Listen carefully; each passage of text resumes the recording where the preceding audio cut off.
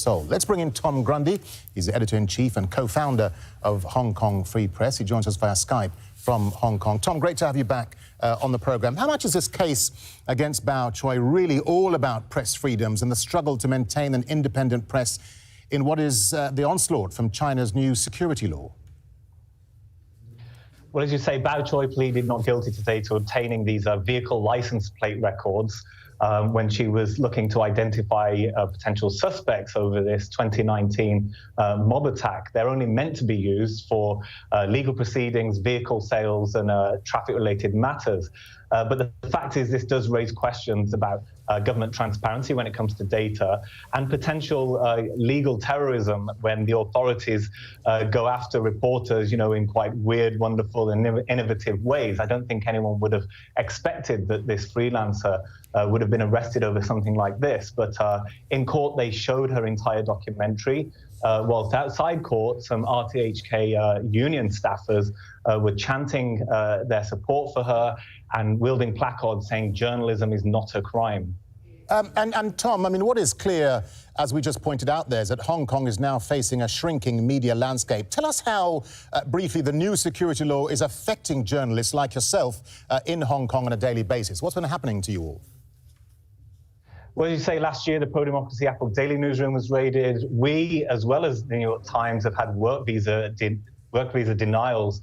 And media tycoon Jimmy Lai is behind bars at the moment, awaiting trial under the security law. This broadcaster, RTHK, has certainly been first in the firing line along with Apple Daily. It's a local equivalent to the BBC. As you say, one show has been pulled from the air for allegedly mocking police. But also this month, Patrick Lee, who is a government bureaucrat with no media experience, was installed as the broadcasting chief. 3 senior staffers quit around then, and he has said that he will be reviewing all programming before it goes out, before it's aired.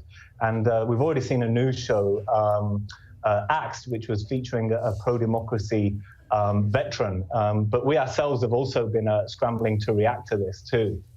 And Tom, what about the importance of the international media and the critical role they've played in Hong Kong? The New York Times recently announced they're moving their Hong Kong digital operation to South Korea. What kind of message does that send, do you think? Well, it's meant to be the freest economy in the world and open for business, but, whether it's small companies like ourselves or media megaliths, like New York Times, there are almost weekly discussions as to how to react to this new atmosphere. They've moved staff out of here, and we've also moved staff to a private office. We've sought legal and business advice. We've had training on what to do, in raids. But I think for a lot of the smaller outlets I've been speaking to and ourselves, the sense is that we need to just keep calm and carry on, prepare for the worst, hope for the best, and hope that it doesn't come that we have to choose between Hong Kong and free press. Yeah, and that leads me nicely, Tom, to my last point. Where does all of this then leave your organisation, the Hong Kong Free Press? Have you had to operate more secretly? And will there come a time, do you think, when Hong Kong and your company just become, incompatible because of this new security law?